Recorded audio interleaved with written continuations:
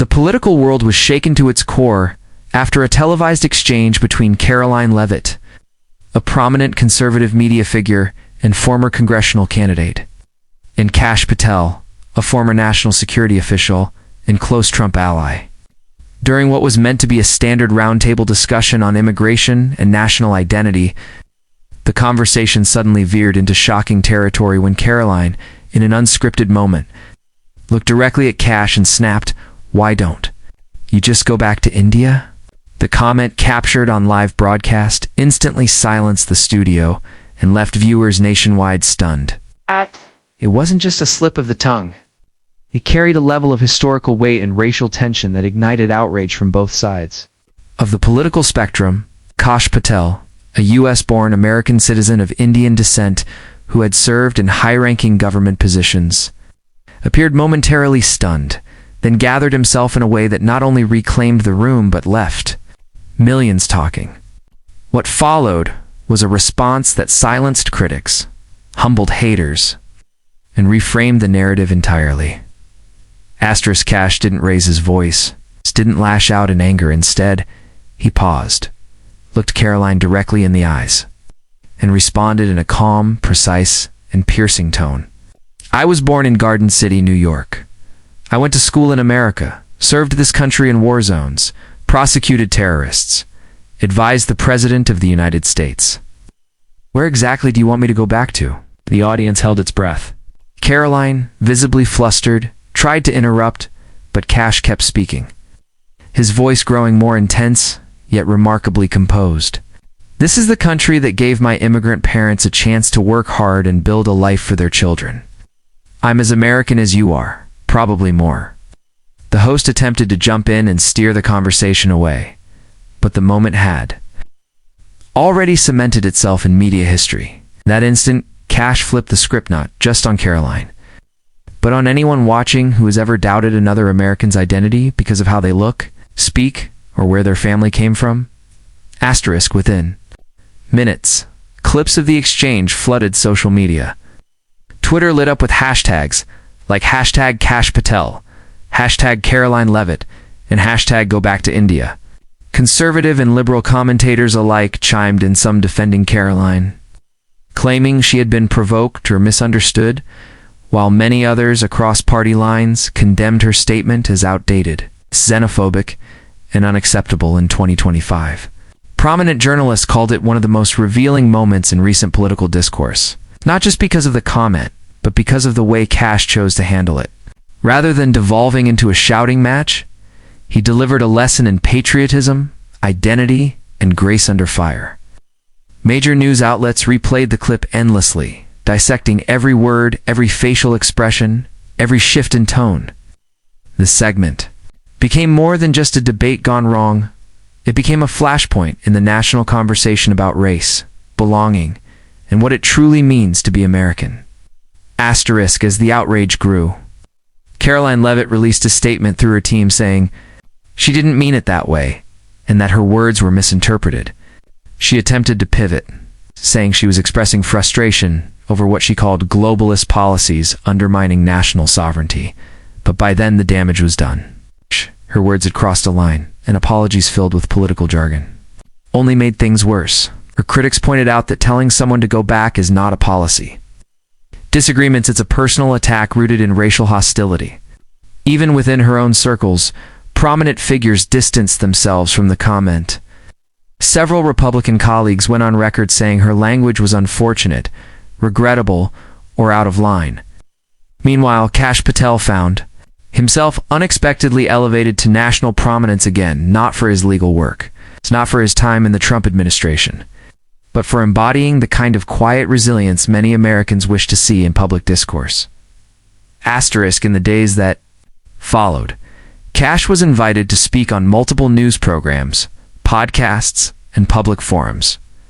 Each time he emphasized that while he was offended by Karoline's words, he did not believe in canceling her or writing her off entirely. "People say dumb things," he told one interviewer, "but what matters is whether they learn from it or not." That line resonated deeply. Instead of responding with vengeance or demanding she'll be banned from future appearances, Kash called for dialogue, understanding, and a deeper commitment to what America actually stands for. He reminded viewers that his life was an example of the American dream. His parents immigrated with nothing, and he rose to the highest levels of national security. "I didn't do that by being Indian. I did it by being American," he said. Drawing applause from both unexpected allies and former critics, this balanced, firm, but non-vindictive response won him the admiration of millions and reframed the way many see political disagreement. Asterisk on the flip side, Karoline faced serious consequences. Sponsors began pulling out from her media partnerships. Bookings for her appearances were canceled or postponed. Her supporters tried to defend her, insisting that the left was just playing the race card. But the mainstream consensus was that this was not about partisanship. It was about basic respect. As the criticism intensified, she was forced to issue a more heartfelt apology, this time on camera, acknowledging that her words were ignorant and that she understood now why so many people were hurt. Even still, the damage lingered. What had begun as a moment of political banter turned into a career-defining controversy that exposed how quickly old prejudices can resurface in public discourse. The fact that she said it to someone with Kash's resume who had served the very country she claimed to defend only deepened the public backlash. Her words became a cautionary tale of what not to say, how not to behave, and what lines must never be crossed. Asterisk, the cultural ripple effects were immediate. Indian American communities across the country spoke out, expressing both hurt and pride. Hurt because the old wound of being told to go back resurfaced. Pride because of the way Kash stood his ground. South Asian leaders praised his poise, calling it a moment that transcended politics. College forums hosted panels on identity and patriotism, using the clip as a case study in how America still wrestles with defining who belongs and who doesn't. Meanwhile, civil rights organizations used the moment to push for stronger accountability. In political media, urging networks to reconsider who they give airtime to and why. The dialogue went far beyond the political class. It entered classrooms, workplaces, and dining tables, where Americans of all backgrounds debated what happened, why it happened, and what it says about the state of the nation in 2025. Asterisk, as the media cycle continued, celebrities and public figures began weighing in. Actors, athletes, and authors posted their thoughts online, many commending Kash for showing what true leadership looks like. "He didn't shout, he didn't break down, stood up with dignity," wrote one prominent actor on Instagram, gaining millions of likes. Others called out the systemic issues behind Karoline's comment, pointing out that immigrants and their descendants still face the question of belonging, no matter how American they are. Influencers from both sides of the aisle debated what made Kash's response so powerful, and many agreed it was the way he didn't fall into the trap of rage. He controlled the moment instead of letting the moment control him. In a time where outrage often wins attention, his self-control became the story. It wasn't just about being right, it was about being righteous. And that distinction hit deep with Americans craving more dignity in their public figures. Asterisk, eventually. The dust began to settle, but the memory of that moment lingered. News shows replayed the clip in year-end summaries of the most talked-about political moments of the year.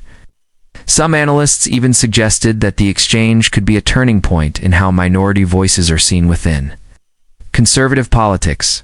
Kash, for his part, didn't dwell on the controversy. He used the momentum to focus on national issues, especially advocating for veterans, constitutional rights, and free speech. Ironically, it's the very principles that had been undermined in Karoline's remark. He launched a nationwide speaking tour centered around the theme American First, Not Last, aimed at young Americans of diverse backgrounds who often feel caught between loyalty to heritage and loyalty to country. His ability to take a moment of insult and transform it into a broader movement showed the kind of leadership that transcends politics and speaks directly to the soul of a divided nation.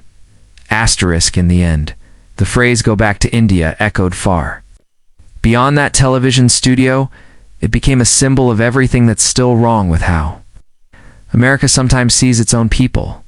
But Kash Patel's response redefined what it means to stand up for yourself without tearing others down. His answer didn't just silence one person, it echoed across a country still grappling with identity, race, and patriotism. Karoline Leavitt may have ignited the fire with her careless words, but it was Kash who owned the moment, redirected the energy, and reminded Americans that being born here is not the only test of loyalty. Living with dignity and serving your country with honor is. And for many watching that night, Kash didn't just win the argument, he embodied a lesson that America, in all its tension and complexity, still needs to learn that the truest patriotism comes not from exclusion, but from inclusion and integrity.